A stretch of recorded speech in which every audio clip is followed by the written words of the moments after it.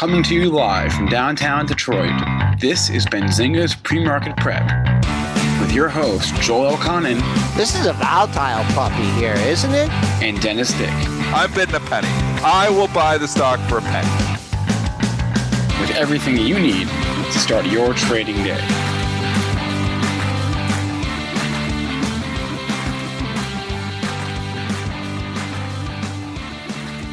Good morning, everybody. Welcome to this Tuesday edition of Benzinga's PreMarket Prep. Spencer Israel here with Joel Elconin and Dennis Dick.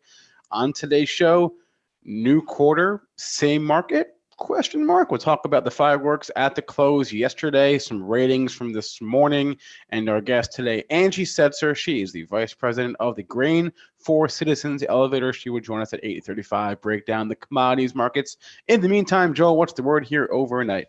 We're green. We're up 6 1/4 handles. 29.8475 is your last print. Familiar area of resistance. Thursday's high, 28.95.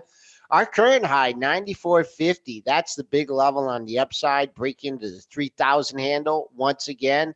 On the downside, your pre-market low comes in at 82 1/4. That's still green on the session, so I'll use that close. And that close would be at 82.50 as that's I'm way off on my mark. My close was much lower than that. But 6 1/4, 78.50 is your close. Got my numbers wrong last night. Crude up 33 cents here at 54.43. Gold trying to recover, get back over 1,500, up 70 cents at 1473.60. Silver up 17.2 cents at 17.17. A lot of 17s in there. Bitcoin up $95 at 8,430. Triple D, how did it go yesterday? It went pretty well. I think we did okay. Brentster brought it. I tried to bring it. I missed you on the charts because I'm not as good with the technicals as you are, Joel. And I missed Spencer on the news because we're not as good. Well, actually, Brentster's really good at it, but Brent's really good. But the Brentster. But we had Chris working the pro. But Chris does a good job of running all the scenes. We didn't have any gremlins, so good job, Chris. So I'd say good job, Chris. Good job, Brentster. Okay job by me. Okay. All right. That's what I'll say. That's how I'll give the ratings. All right. So end of quarter. Yeah. And there was some fireworks. I was busy in preferred land because there was a lot of fireworks in the preferreds. So, and then I went back to the stocks with about 2 minutes to go. And I was like, well, there doesn't seem too much going on in the stocks. And then with about 30 seconds to go, I was like, whoa, what's going on in Visa? What's happening here? And I look and there's a huge sell imbalance on Visa. So I'm like, it is just tanking in the last like 5 or 10 seconds. So I'm like, okay, well, I'm trying to time it. It's like indicated to close 170. So I throw out a big order to buy it at 172 because I didn't have time to get the LOC in.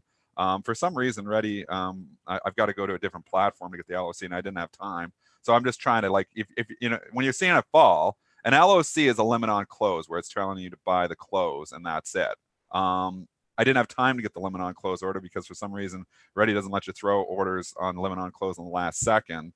So I ended up just trying to put a regular limit order. So you got to put it low enough strategically. So if you put 173 and the thing's going to close 172.01, you're going to get run over. So so guess where I went with my limit buy order? The close was 172.01. Well, what I always taught you, I use those whole numbers. So you went one. You're supposed to go ahead of the whole number, though. I should have went ahead of the whole number. I was in a hurry, though, to get in as fast as I could. I went 172 with my buy order. Stock closed 172.01. So I knew it was going to come right back. After hours, I was able to buy some at 172.30. So, and obviously it's way back up here already. But look at the candle in the last couple of minutes. I was just from a big sell imbalance. So I lost $2.50 basically in the last 30 seconds because of the big sell imbalance. And then it's bouncing all the way back up here. It says 172.44 it's trading at, but that was an off exchange trade. It's actually bid up at 173.15. And it's been actively trading the low 173s here. So it's going to bounce back $1 at least here this morning. You often do see these moves retrace, which is why I was trying to get on the Visa fast. I had some good trades in a few preferred stocks this morning or last night off of that because there was some preferreds moving as well. But holy cow, that Visa, that was a big move. There could have been some big money made there. And lost. Do they need that print? Do they need it to be out on the last tick? Because if they're listening to the show, whoever sold that, I mean, we could have got them a hell of a lot better price. Like if they knew they needed to sell during Sometimes you just see at the end of the quarter, the orders are so big they don't pair off at a good price. I mean, eventually everything pairs off at a certain price. And obviously the stock had to go down there that far to find the offsetting buyers, and where the designated market maker is probably comfortable taking a position on it too. So that's why they brought it down that far. That's why you often see the big moves. You'll see a big move in a few stocks at the end of the quarter is very big, end of the month sometimes, and then on the options expiration. So, we've talked about that before, but this is a big move in Visa. The typical play is to buy that move. Like if it's a sell and balance is knocking it down 2 points, the typical play is to actually come in and be a provider of liquidity to that by being a buyer. I was right with that. I just put my order to a penny too low. I often think, though, if I would have went 172.01, I wonder if the close would have been 172.02. Because sometimes they see a little bit of size and they're like, okay, we're going to put it ahead of that, so we can buy it for ourselves, the designated market maker, that is. So, I mean, it is what it is. All right. Now, so I probably wasn't the only person that was marked at 172 exactly. as well, because the big whole number. So I should have went higher, but I was scrambling. I threw that order in with like 2 seconds to go. So you're scrambling around trying to get the order in. All right, help me out here, because I'm seeing the close, daily close at 78.50, right? That's where the SPOOs closed. But then that last print at 5 o'clock was up at 85 even. So was it just making up sort of the depressed stocks on that closing print? Because you had a very, very nice rally. You know what I'm talking about, Dennis? There is it reflected in the spider? Well, I didn't see much effect in the spider, really. I mean, the spider got hit a little bit on the last closing print, and then it did bounce back because there was a few stocks that sold off right at the end, but there was a few stocks that rallied too. So I didn't notice much action really in the overall market. I mean, we sold off about 2-3 points in the last minute. So it wasn't as pronounced as in a stock like Visa, where the stock lost, 2% in the last 10 seconds. So, and I don't know if there was other ones as well. Like I said, I was very busy in preferred land, talking preferred stocks, because there was some big moves in some of those, and that's why I wasn't concentrating as much on the stocks themselves, the common stocks. But I did notice Visa at the end last minute. So if anybody else had some other ones that moved significantly, let me know. But Visa definitely was a mover. But I didn't notice, Joel. Okay. All right. Well, we're up here anyways, up 5.5 handles. Really big area, just talking general market here. Thursday's high right up there, 29.95. Your current high, 94.50. If you want to round things off, call 3,000. But that sell-off on Friday was definitely a little bit of a head fake. Market made that Friday low and rebounded nicely. So see what happened here in the next couple of days. Still, basically, though, in a trading range here, hovering near all-time highs. AT624 just asking, where do you see the sell imbalances? Ask your broker. It depends. These are imbalances that are disseminated from the floor. I know Interactive Brokers has them, so you can just call up Interactive Brokers, say, how do I see the imbalance feed, and you will see that information. Some of your retail platforms have it, some of them don't. You can always go. Here's a free advertisement for Rosenblatt. Again, if you don't have it, it's $100 a month, and Rosenblatt can provide that for you as well. Justin Schack, great guy over there, he will hook you up because they have a retail product as well. But let's move back over to the stocks. We got McDonald's getting hit here this morning. It looks like JP Morgan with some commentary here that is knocking the stock down to $2.50. It's trading at 211 right now. Was closing at 214.71. So MCD getting whacked. Is there anything else that's on McDonald's? That's just the JP Morgan commentary. Well, no, they know that we have yet to get there for the Beyond Meat burger, but we haven't gotten. Oh, so that's what's happened here, is that we haven't been there for the Beyond Meat burger. JP Morgan is saying, in all seriousness, JP Morgan is saying that they predict McDonald's third quarter comp sales are going to be below the consensus.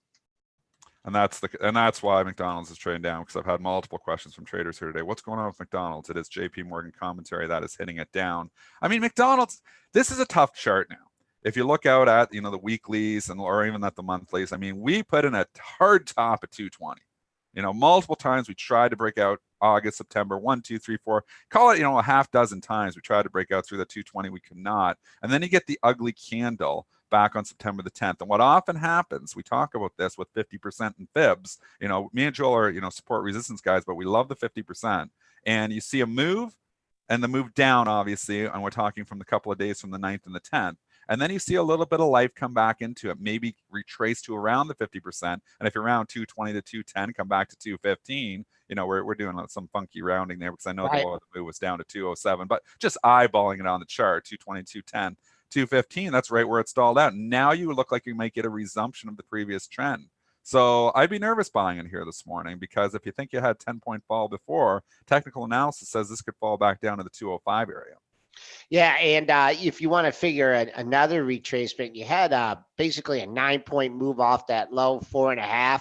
That takes you in the 211.5 area. I see a daily low at 211, another one at 211.5. That's an important area to hold, because if it doesn't hold that, then you drop into the lower 209 handle where you had a pair of lows. So holding 211 is important here for Mickey D's. And have you heard anything about the PLT? Did you have any buddies? No, I have not. And it is on the bucket list here, so maybe I'll hit one today or something.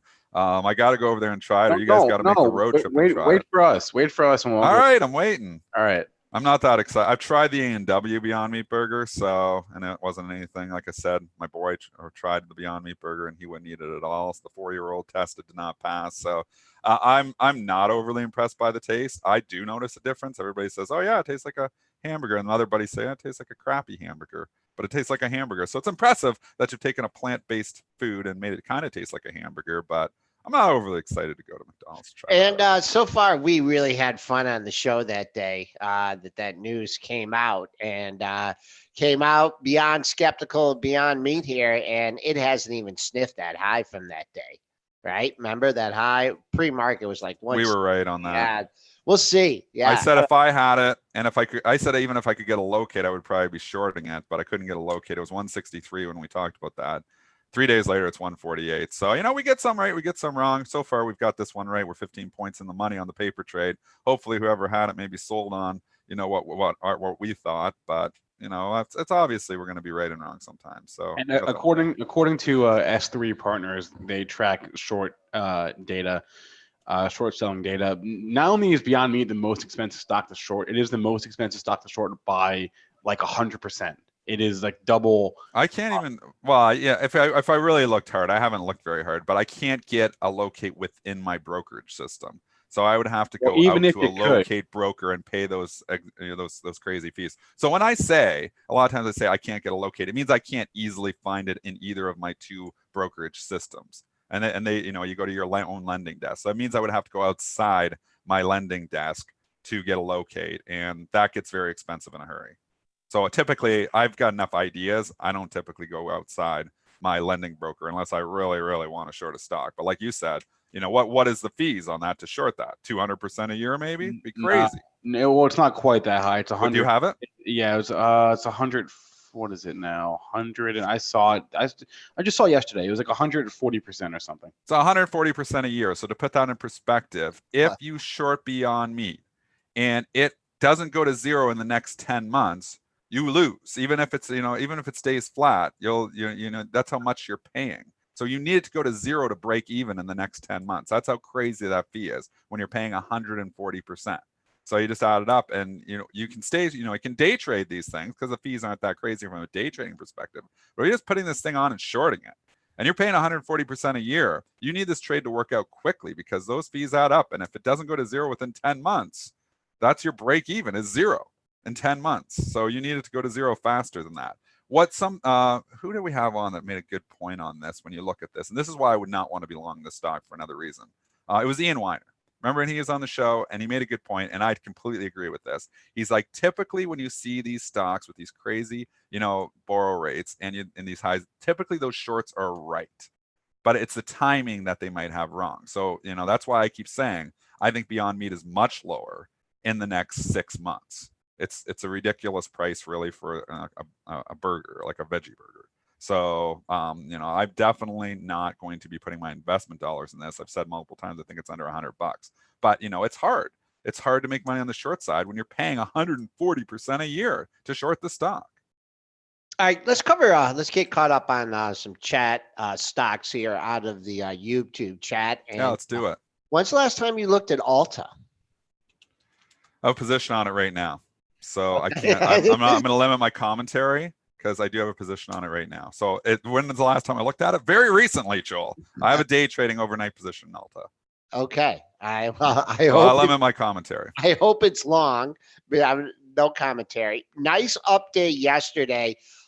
This one just put in a bottom, and it was just a lazy bottom. I remember talking on the show about 224, and it came down there. It came into the 224 handle, 224.66. I remember that was monthly, and it gave you forever in a day to buy it in that area. Nice day yesterday, trading up in the pre-market. I think what's important here is now, once you get above 254.50, then you're just in no man's land. You got the 51.76 yesterday. We're trading right there right now. Sure, a lot of people, that gap down day, you had the target of, you started buying then. You're like, hey, if it ever gets back there, I'm out. So that's a big level. And then you get in the air here. And so I would not want to be short this thing here, especially if you got above that gap area, trading up just a tad in the pre-market. But I will just say, and I'll obviously not give me an opinion because I have a position, I would say it's big insider buying lately. Oh, really? Yeah. Nice. And that's, I think, when the catalyst for the run. And also, I told you that when I went to the football game with Rob and Matt, Matt works in that industry, and they're coming to Canada. Alta's coming to Canada. So they are still growing. So nice looking chart, though. It stopped going down. It stopped going down. People like to ask about Rite Aid. We don't like to talk about it because it's just a crazy, reverse. I mean, they do the reverse split, and eventually it's probably going back to $1. So, yeah. But I'll tell you, if you're trying to buy this thing, you better just keep an eye on 670 area. You had a pair of lows going back there on the 18th and 19th, and you had that wild day. So under 670, don't like it at all. Currently trading at 702. Also in the chat here, Lennar. I haven't talked about. They've already reported, right? These home builders. No, Lennar is due to report on Wednesday. Wednesday, really? Yeah. So Lennar is set up well for the pre-earnings run here, in my opinion. No position on it, so I can freely talk about it. But Alien, if you look here, that's a nice candle yesterday. And if you're trading those pre-earnings runs here, you'd have made some money with this one. It looks like it could go here again. Now, obviously, after the earnings reports, anything can happen. But if you look at what happened, was it KB Homes, the one that was way down and then went back up? I believe it was the one that I had the good trade on after hours. Yep. Yeah, I bought KB Homes after hours at $30.70 3 days ago. You won't see that on the chart because it doesn't chart after hours. But that stock was way down, ended up closing way up. So these things have a bid underneath them, even if they disappoint, I feel like, because interest rates, the environment can't get better. Interest rates are low. They're low for the foreseeable future. I mean, the world's talking about negative rates. How do you get better for home builders? I mean, that's like, ground zero for, on the good side for, the home builders and obviously and with lower rates. So I think all these home builders are benefiting from the interest rate trade. And I don't think interest rates are going up anytime soon. So I kind of like these trades from the long side. Boy, oh boy, there's a pesky seller here, and I wish I could say, hey, Dennis, look at the size at 56, but he's not doing it that way. He's like pulling the orders. He's letting it get above 56 on a couple days, and then it's under 56, but your last 1, 2, 3, 4, 5, 6 highs right around that $56 area. So they gotta finish mopping up that seller, that whole general area, just kind of pesky here ahead of the report. But I wish it was at like 56, 56, 56. Then you know exactly where the order is. But the way this seller's doing it, a little craftier than your Visa seller. He's spraying the orders from 55.90 up to the actual highest high is 56.14. It closed fairly strong, though. That's why I think it could take out the highs here today. One thing, good point is TLT has an impact here. And if you look at the TLT, we are getting rocked on the TLT here this morning. So it's a good segue over to, obviously, that's going to be good for your banks here this morning. Maybe not so good for your stocks that, obviously are the interest rate sensitive, or not so interest rate sensitive, but yeah, interest rate sensitive.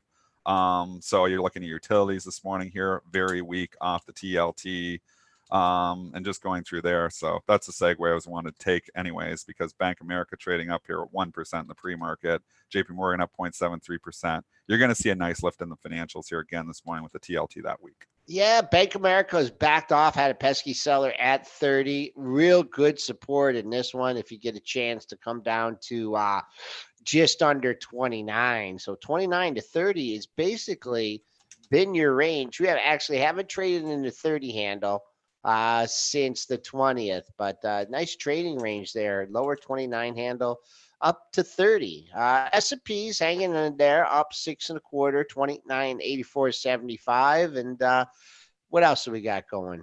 Crude's in the green here. Yeah, crude bouncing back. Just funny though, Joel. Like this crude rally, which we were totally fading. Here you are 2 weeks later, completely gave it all back, and now you're actually trying to make new lows. And if you look at all the dog oil stocks that everybody, and we said, if I said if I had any oil stocks, I'd be selling into this like crazy that day. And I wish I would have been. I didn't have the guts to short them. Wish I would have, because it's short interest on these things high. I mean, Halliburton got up to 22.50. Here it is, a week and a half later, right back down near the lows. You can look at Apache. It's kind of held on a little bit better there. Schlumberger, same story. Got up to $40, down to $34. So these things have all just completely gave back the gains. Once when a sector is in been in a rough patch for a long time, when you get a wicked overnight rally of like 13 or 15% that oil was up, there is profit takers and there's people trying to scramble to get their money back. Sellers all over the place. That is the definition of overhead supply, and it worked very, very well if you were playing it from the sell side on that day that we had Saudi. What about, Dennis, usually when stocks get a pop off a potential takeout and then things kind of fade away and then the stock comes down to the point of origin? I like that usually. Yeah. Well, you have an example? Yeah, crude.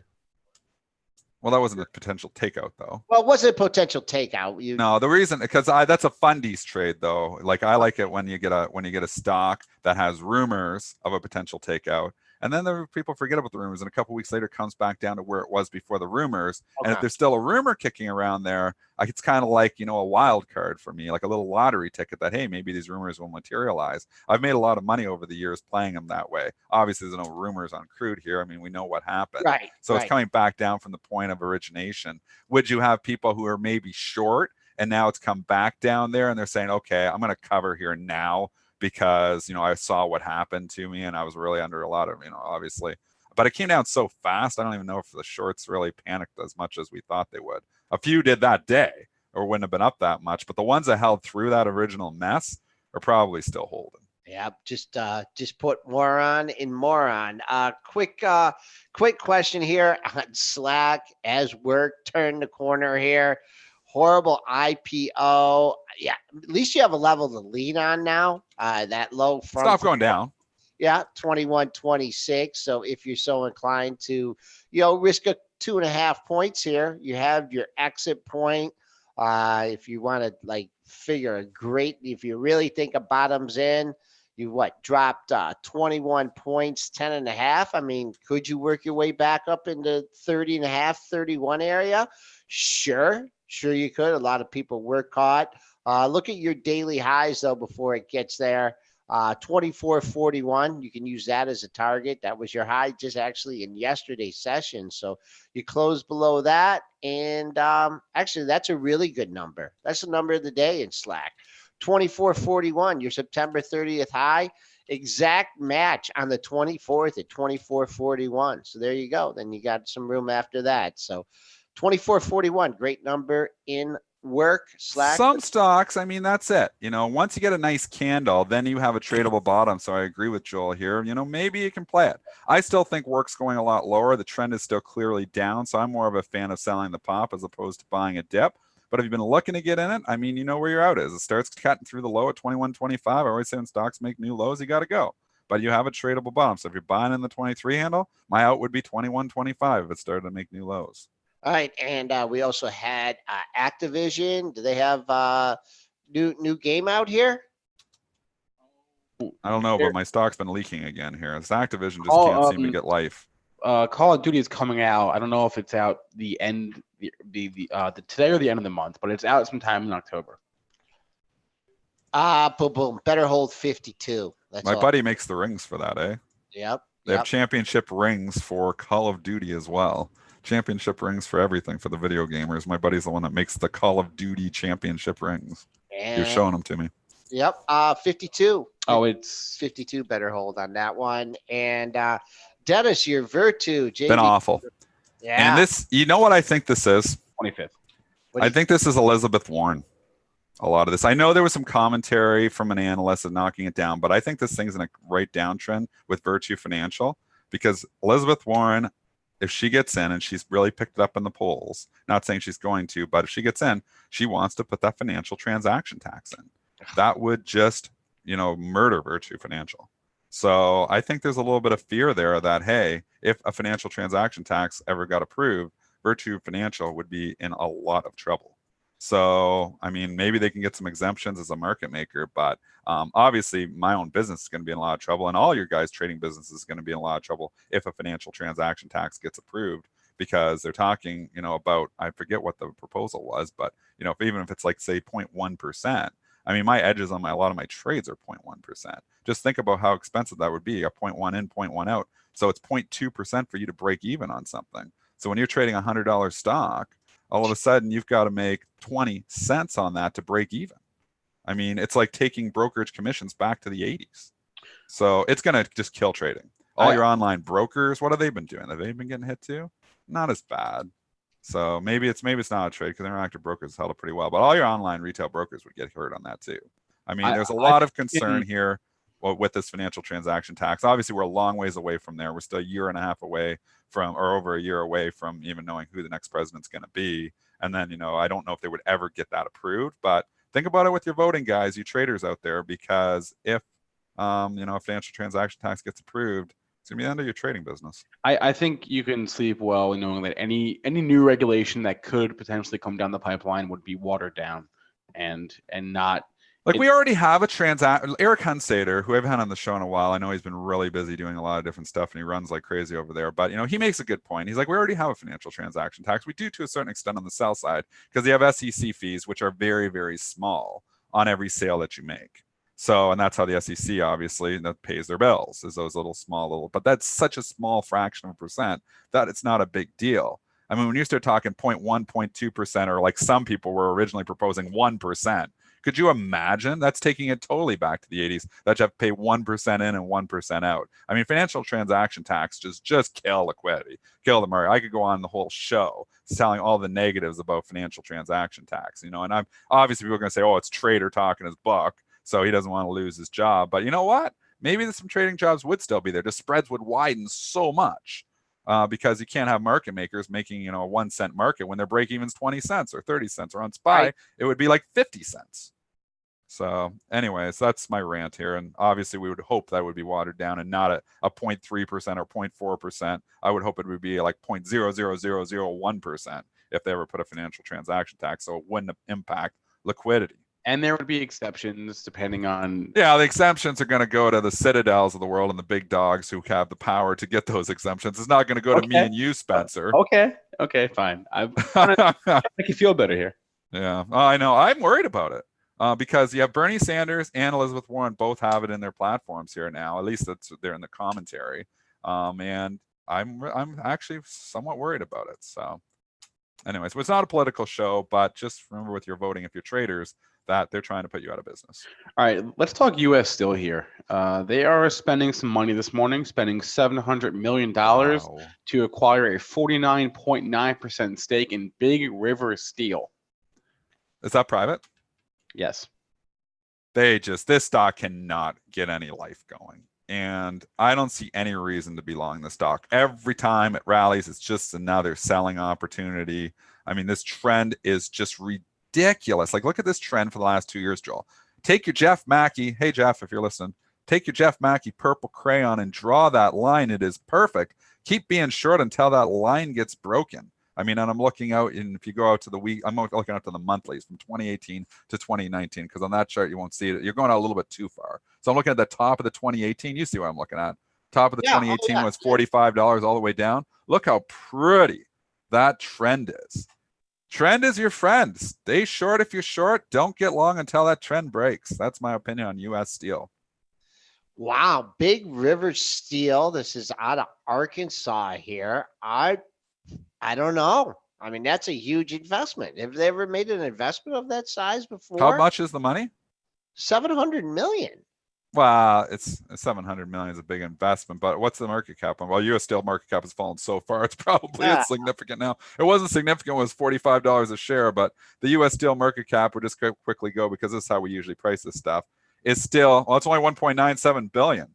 So that's why they're knocking it down. They do not like paying a premium for anything here right now. Obviously, they're probably paying a premium for that. And that is why you are seeing U.S. Steel down 6.75% here this morning. That being said, $10 has been the line in the sand. Yeah. 10.16, 10.17. Maybe we go back down there and try it again. I usually say third time's a charm. If it comes back down the third time, it usually takes it out. But there is some support below, at least at $10. But this trend is still ugly with a capital U. Oh, so you've had about $1.50 move. So 75 cents on that low would take you like right where we're trading now, like 1075, 1080. So if the bulls are going to come to the rescue here, I'm looking at a low at 1065. That was on September 25th, not too long ago. Your pre-market low stands at 1067. So I don't know. Better place maybe to cover short than to try long here. But I'll tell you right now, if this thing opens up like 1070, 1075, and you don't see it trading at like 1040, 1045 in the heartbeat, I don't know if I want to be short this one. It could get a pop here, but overall, it's got some support low. Yeah, it does. It's hard. The stock's been straight down. So I don't know if I'm coming in here and shorting it either, Joel. But at the same time, every time you've been buying, the stock, I mean, some of the dips have worked in the last month and a half, but it's been a tough stock to play from the long side. There's not a lot of longs that have made money in U.S. Steel. No, not at all. And what's it doing? Is it doing anything else to the other steel stocks here? I think this is specific to them. So anyways, trading flat here. AK Steel is trading flat, offered flat. So STLD, which is another big one, just nothing going on. So this is pretty specific to U.S. Steel. All right, we'll keep an eye on that pre-market low. So continuing on our merry parade here, let's go to a few of these ratings here, Spencer. There was some interesting ones here this morning. Where do you want to go? Let's start with Spotify getting an upgrade this morning to inline from underperform at Evercore ISI. Been a long time since I looked at the Spotify chart. I look at the Shopify chart everyone. Don't look at the Spotify chart that much. Trend has not been your friend here. It's getting an upgrade, but again, you're trying to fight this awful downtrend when everybody and their grandma is caught long. So I don't know. 120, I would think, is going to be resistive here. We're at 116, so there might be room up to 120, but I'm not getting on the bull train here with that ugly downtrend. Man, they just walked this thing down in September. I mean, almost every day it was down in September. I do see some green candles, but I don't know. Steep trend line coming down. It's the same thing. They've been selling high PE stocks or stocks that don't make money and buying value stocks. This is a victim of that trade. Let's see if you can even get to your 2-day high on this one. 117.23. Or actually, that was a high from yesterday. So there's a couple targets for you. No, I'm sorry. It was Friday's high. Yesterday's high, we're trading above 1567, but keep an eye on 1723. Could easily take that out. And then there's a pair of highs right at 119 too. So we'll see. I mean, it's, if you're trying it from the long side, you have it identifiable out here with the low of the move. That low of the move came on Friday at 111.30. We've got a KeyBank note on some semis this morning. They are upgrading ADI, MCHP, and NXPI to overweight, and they're downgrading Xilinx XLNX to sector weight. Paratraders over there. Let's go Xilinx first. This was downgraded one there. This is a stock that has been in a clear downtrend here too, trying to take out the low of the move. We're right there right now, 94.10, 94.39. That's an ugly chart. I'm not going to be the guy that's going to try to pick the bottom on that one because that chart is not looking pretty. What are your thoughts?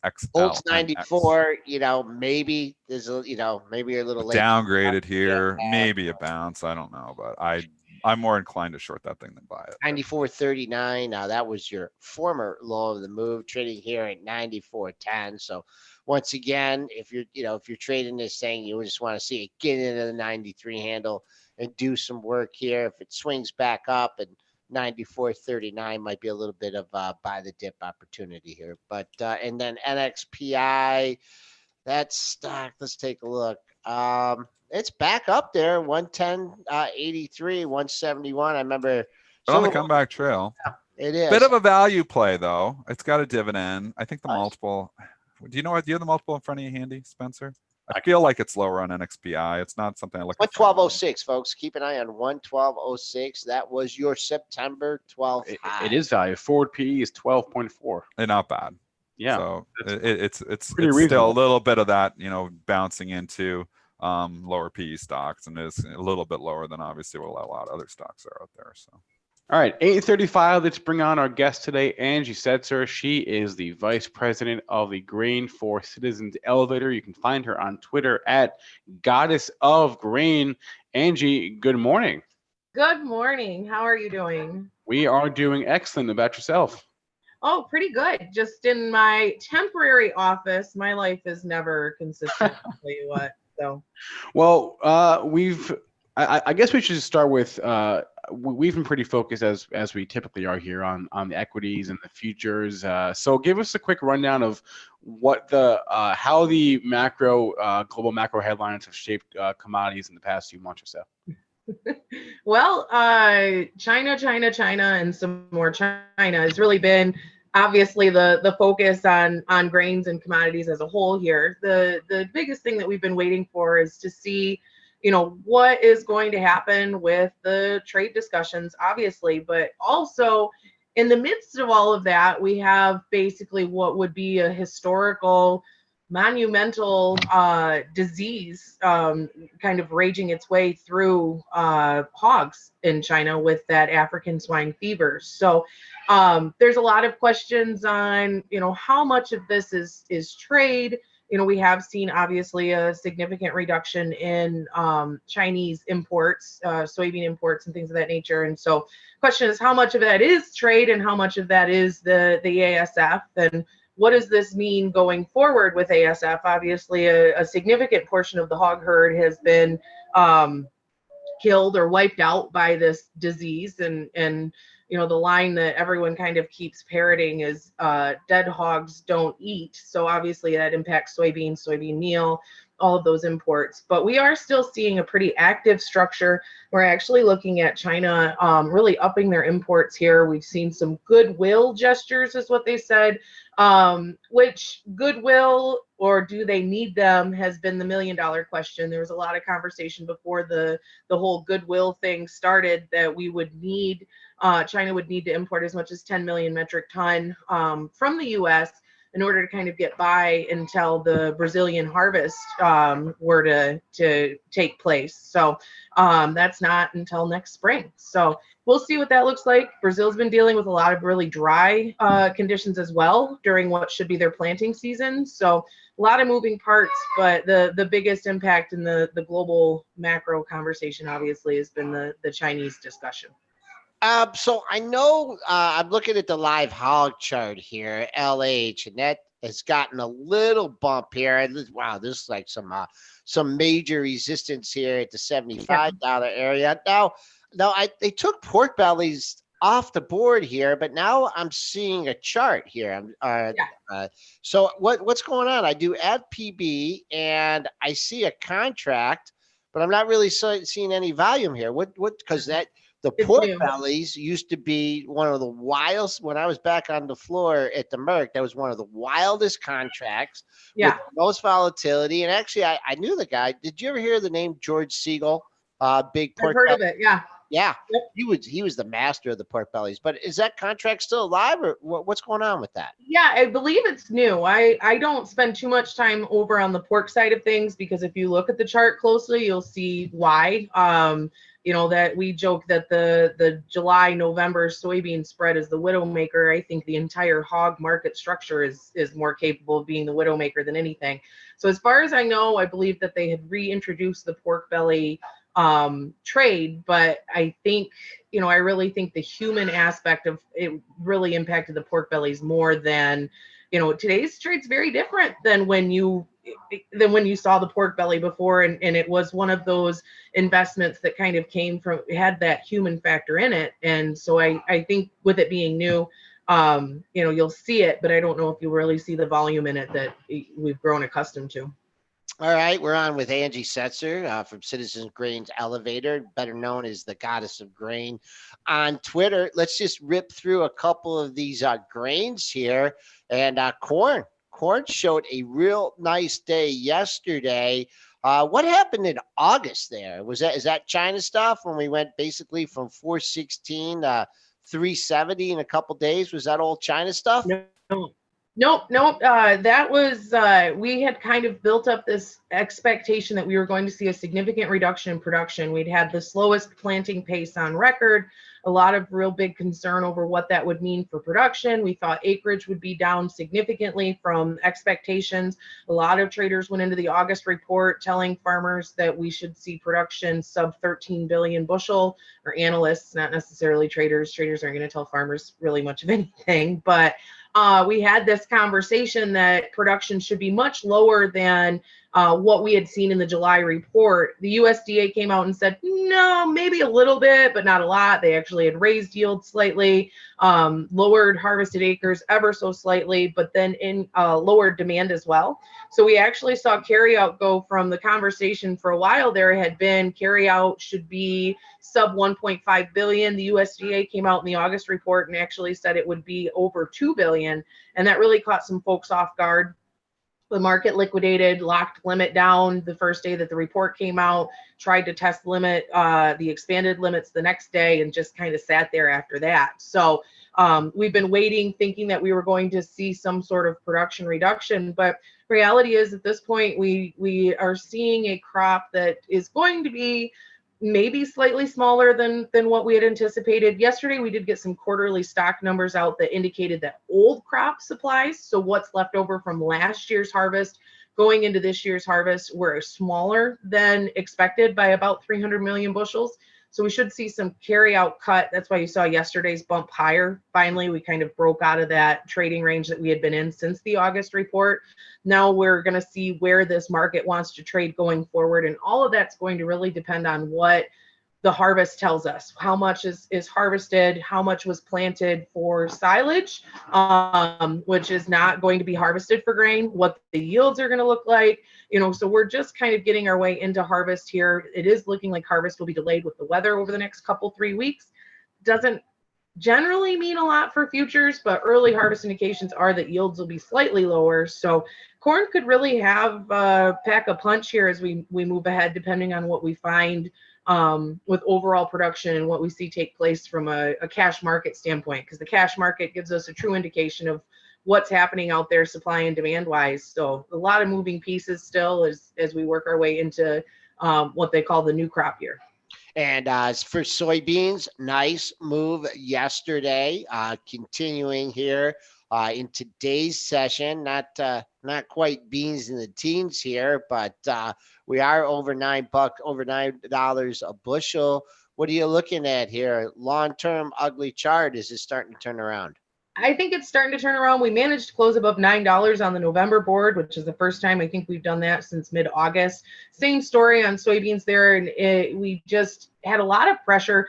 I think everyone's been so negative soybeans for so long, they don't understand that we could see a bullish transition in this market if, in fact, we were to see some sort of agreement come into play, temporary or long-term, with China. If we were to see the South American production season maintain this dryness that we're seeing right now, I'm actually bullish beans, and I don't know if there's a support group for people like me or not at this point, because it's such a common thing to hear the negative bean stories out there. But late planted corn, if there's enough heat and enough sun and the right amount of rain at certain times, which is what we had kind of seen across the bulk of the Corn Belt here this past summer, even though it was planted late, it can catch up. Soybeans are a light sensitive crop. So basically we had a whole bunch of soybeans go in that would be considered typically second crop planting dates. So at last half of June, you typically don't want to put soybeans in after that. You want them planted early to try to capture the summer solstice, get as much light as possible. We didn't see that. So I think production for soybeans could come in much lower than anticipated. We did see yesterday that the USDA also had lowered ending stocks for old crop, not as much as what we had seen in corn, but still much lower. You know, the potential is for us to go from what was a potential 1 billion bushel carryout, which is about 10 times what we would like to see as a tight carryout. We had a billion bushel projected for the 17-18 crop year. You know, we could cut that in half for 18-19, maybe even less if we were to see China step in and start really importing some more beans than anticipated. So it's going to be interesting to watch. And going back to that ASF conversation too, that African swine fever, one of the things that we really need to pay attention to in soybeans is once the Chinese are able to kind of get their arms around this disease, right now what you're seeing is massive amounts of investments taking place to modernize the Chinese hog production that you've seen. So in the past, a lot of China's hog production has been backyard herds, very small amounts of hogs for each farmer. Now you're seeing these businesses come in and try to build these multi-level hog setups and things of that nature. I mean, you could really see a modernization of the Chinese hog herd that no one had anticipated in the next decade. To me, that's long-term bullish soybeans, but the $1 million question is obviously when do they get their arms around the spread of this disease and start really repopulating their hog herd? All right, real quickly out of the chat, we were asked if these grains, if they respect technicals, or is it just all fundamentals here? Anne Marie Band joined us in her chat. She says she likes the charts of some of these grains. Obviously, fundamentals are the long term, but tell us, technical analysis. Does it work pretty well in the grain market? Very much. I mean, you definitely want to pay attention. Technicals are every day, our range established, everything like that. The market will respect technicals on the day-to-day basis. Now, occasionally you'll get a headline out like yesterday. You know, if you look back at the corn chart there, take a look at the front month, the CEP got down below 350 for a while, kind of come back up towards 360 or so. You know, you would think that the DEES would maybe establish that, but getting that updated fundamental information that we had yesterday will change our range that we'll trade.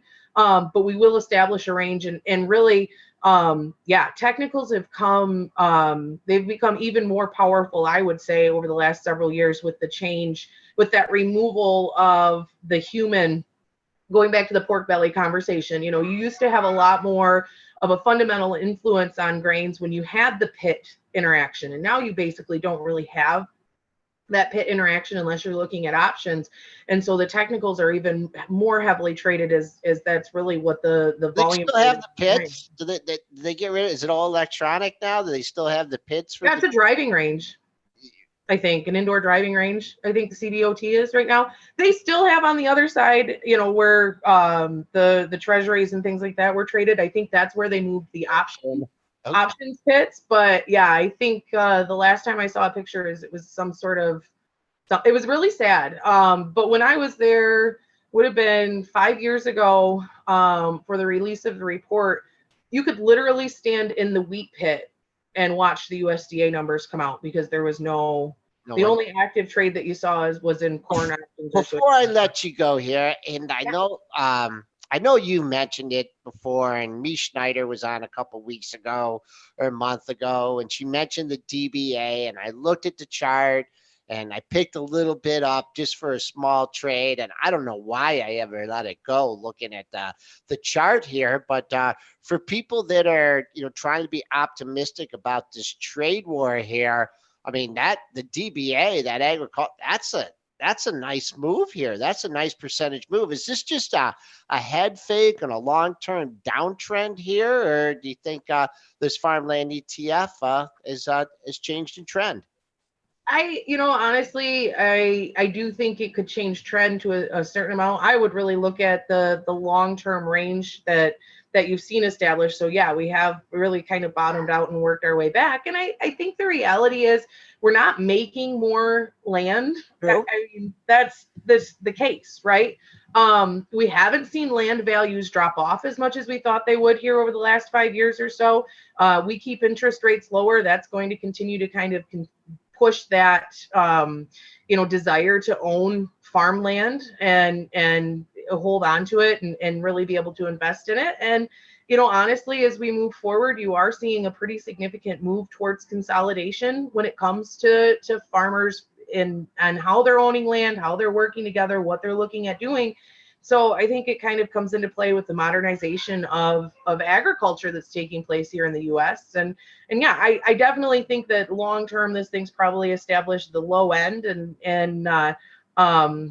may try to work its way up to really kind of get back into that long term sort of range that you could establish there looking at that chart. You mentioned the floor there, and you were just visiting. Did you spend any time on the floor as a clerk or as a trader, or were you just? I was just visiting. Yeah, my brokers are the ones that are on the floor for me. So okay. I'm the floor slug I'm stuck in the elevator, dirty, muddy, looking at trucks dumping soybeans and all that fun stuff. All right, and for you that don't know, Angie's married to Carl Setzer, the King of Corn. And they were introduced on our show by Brianna several years ago. So I'm still waiting for my watch on that.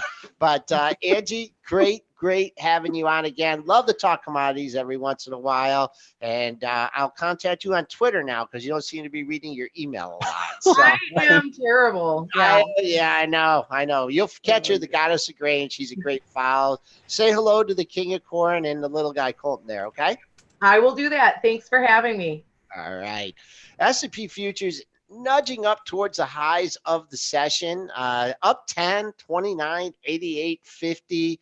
Pre-market high, that's a big level here, 29, 94, 50. That matches Thursday's high. Triple D, what are you seeing there? The theme is going to be the TLT. We're down over $2 in the TLT. It's the biggest move we've seen in the pre-market in a while. So this is... What's going on? Well, the repo madness has not gone away for whatever that's worth. We're now 2 weeks into this thing. We don't ask why, Joel. We just ask, what does it mean? And what it means is your financials are going to be very strong. Now we've got Bank of America trading up over 1%, JP Morgan up almost 1%, Goldman Sachs up 1.3% here, Morgan Stanley up 1.2%. So obviously your banks are going to be very strong. Your utilities, again, are going to be very weak here this morning. Think about your REITs. They can go down on this as well. Gold is going down on this. So, these correlations, these relationship-based trades that I talk about so much are definitely holding true, at least in the pre-market here on a lot of these, a lot of the stocks that I'm seeing. Well, the financials may be strong today with one exception, and that is the retail brokers, because I'm seeing a report here from Bloomberg. Schwab has done the inevitable. They have reportedly eliminated their commissions for stocks, ETFs, and options on their mobile and web platforms. And it's notable because actually, coincidentally, Credit Suisse is out this morning with a note on that space. Holy, when did this happen? A few minutes ago here. But so they're lowering their price targets across the board. But Schwab, they probably were always going to have to do this. And they're just going to with Robinhood. And Webull, yeah, exactly. And Webull. Yep, they've got to do it. And so Schwab is out this morning. This is just a report from Bloomberg, not confirmed or anything. I don't see a PR. Well, it looks like it's being confirmed in the stock. Schwab's down 8% here right now. ETFC down 10% here in the pre-market on this. So you are seeing significant moves. This is obviously giving back its entire run from August to September. ETFC. You're looking at IBKR, same story, really getting weak here in the pre-market. It's down $2 here now. Obviously, they think those commission rates are going to go down. I mean, you think that's good for the trader. The way they make money, we've talked about this before, is payment for order flow. So they sell the orders. They're selling the orders to market makers, and that's where the business model has really moved to. It's been moving to that for years, where they make more money selling the orders than they do off the commissions in some cases. So if they can get more flow there, they can sell the orders to off exchange market makers, meaning selling your orders. So your orders do not go to the exchange anymore. They typically go to an off-exchange market maker that pay for the privilege of trading against you because they think you're more uninformed. That's what's happening. I mean, I think it's objectively good for retail traders to not have. It is, but at the same time, their orders do not. Sometimes you can see some of these fills, and I've argued this before too. Is it really good? Because you're seeing liquidity less. This is why the small caps are a mess. the mid caps don't have any liquidity at all. I mean, they've always had low liquidity, but it's getting worse. And that's because your on exchange market makers, people who are actually trading on the exchange, have no incentive to post bids and offers because you have off exchange market makers and just match them. So, we don't want to get all technical here in market structure in the morning here, but just because, free commissions, you say, oh, wow, this is fantastic. I'm telling you how they make money. They sell your orders. Well, yeah, it's not a free lunch, but it's a lunch without a fee attached to it. So, well, there is a fee attached to it because they're not sending your orders directly into the market, and it goes over here, and then they match you against. You could get, in some cases, in some of these small cap stocks, when you send your market orders, they go directly, and they have the right to just match it at the offer. If you were to take that order through the exchange, you probably are going to see hidden price improvement. You're going to see different, you get some price improvement sometimes that the off exchange market maker gives you, but you'd have competitive you'd have market makers competing more and providing you more price improvement if those orders went through the exchange. I've written papers on this. All right, bottom line, this is a very touchy subject for me. But bottom line is, this is where the market's going. It's going to zero commissions. But bottom line is, for years, these brokers had 2 revenue streams. Now they have 1. That's what it's going down to. They have 1. So you're right. You're exactly right. They've had 2 and it has 1. And this is not good news for E-Trade that they have to do this, or Schwab that they have to do. Not good news for E-Trade. Not good news for Interactive Brokers. Not good news for any of your online brokers. And probably, to consider, even your big banks, that have trading businesses, that have retail platforms. Not that they're all retail now, but it's not that great news for them there either. So, maybe that is something to be cautious on some of the banks, because some of their retail platforms might have to get a little bit, their full service brokerages are obviously still going to be paying commissions if you're using your stock what? It's broker, just funny. It's so many light years behind Ernie Oldie. An oldie discount. I don't know. Yeah, that's what they made a whole business on. This is in the 90s. This came, who invented payment for order flow? Bernie Madoff. Bernie Madoff. Yep. Thank you, Bernie Madoff. So he's brought you zero commissions, but he's also taken away a lot of the exchanges, or taking the orders away from the exchange. And payment for order flow, in my opinion, needs a lot of reform.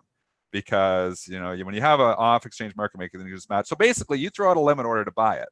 You have all these off-exchange market makers that can match your quote. They don't have to give it to you. So you could be the only person in the whole world bidding the stock. There could be 100 people selling it to you, but the off-exchange market makers intercept those and obviously can, benefit from that by trading and leaning on your price. So limit order traders basically get are harmed by this. And market makers, on-exchange market makers, are harmed by this as well. It's why liquidity is a mess in small caps. All right. In the big caps, you have high-frequency market makers that make up for it, because there's so much competition there. In the small caps, it's a mess because of this. They've tried tick size pilots. They don't listen to us at Bright Trading. I've written comment letters to the SEC. They don't listen to us. The problem is payment for order flow and off-exchange market making in the small caps. That's why I have no liquidity in there. I'm going to dig up Joe Saluzzi. I'm going to get Joe on here again soon. And Joe's of the same opinions that we are. I mean, we've been on the same page. I mean, a lot of people are on the same opinions as we are, but there's a good argument on the other side. I mean, this is the benefit to being able to sell your orders. The benefit is that you get cheaper commissions. People they don't care about the hidden fees. They don't want to see a fee. They don't care about the hidden fees, and there's hidden fees behind here, and the hidden fees go up as you obviously have less liquidity in the markets, because when you're paying your spreads are wider. You're going to be paying more, but people don't worry about that. They just want to see zero commissions. So that's the argument on the other side, and it's a damn good argument. Hey, Dennis, you're getting some fans here on this market structure talk. Believe it or not, you are. That's not Citadel, probably. I don't think Citadel. This is the Benzinga pre-market. No, you never know. There are a lot of listeners out there. So hi, Citadel. We love you guys, but we just think the payment for order flow should be more regulated. We're killing Spencer over here. No, I'm fine. We love you though, Citadel. We do love you guys. I'm fine. Our show is sponsored by Citadel.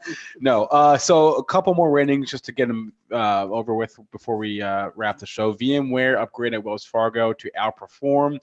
Bank of America playing contrarian here this morning, upgrading Scotts Miracle-Gro, which has actually held up pretty well, to neutral. Philip Morris upgraded to buy, and National Vision Holdings, ticker EYE, which has gotten cracked of late, upgraded to buy as well. So 3 upgrades there from Bank of America. VMware I mentioned, not much in the way of downgrades this morning. So anything else that caught your radar on ratings, Dennis? No, you got the bulk of them there, the big ones. Just, this is a day where obviously we have a lot of themes happening here, and this, this is going to be the talk of the day now, is this retail brokers. And obviously they're now I'm looking at TD Ameritrade trading down, AMTD, which we didn't even mention here. It's down 13%. So it's down $6. All right, this is the biggest move. Look at AMTD. These typically don't move this much. This is the biggest move. One of the biggest moves it's probably ever had besides an earnings report. Comment from the Charles Schwab CFO here as I pull up he said that the pricing reduction is equivalent to about $90 to $100 million in quarterly revenue, which translates to 3 to 4% of their total net rev. So see, Schwab is a full service. They're in a better position because they have a large full service brokerage business too. Right. So they're in a better position to do this. But and they have a robo. And they have. But you think about like TD Ameritrade and Interactive Brokers and obviously E-Trade. They may have some full, but their big business comes from these retail commissions. So right. Schwab's the one rocking the boat, and maybe they were in the best position to do this. But that's why you're seeing E-Trade down way more than Charles Schwab. That's just my initial thoughts. Obviously, I haven't dug in and really analyzed it here. This is just breaking news in the last 20 minutes. But and we've been doing the live show. But my initial thoughts is probably Schwab's in a better position to do this. All right, real quick here. Someone's Greg Price asking about SPY. I'm more like to follow the S&Ps, the futures. Dennis likes the SPYs, but the levels are all the same anyways. And you're looking at that pre-market high in the S&Ps at 94.50. I'm just going to reiterate, that's a huge number. Last Thursday's high was 95 even. So we're 6, 7, 8 points away from there. That's your resistance. We get through there, then we got some work to do above 3,000, and that would be good.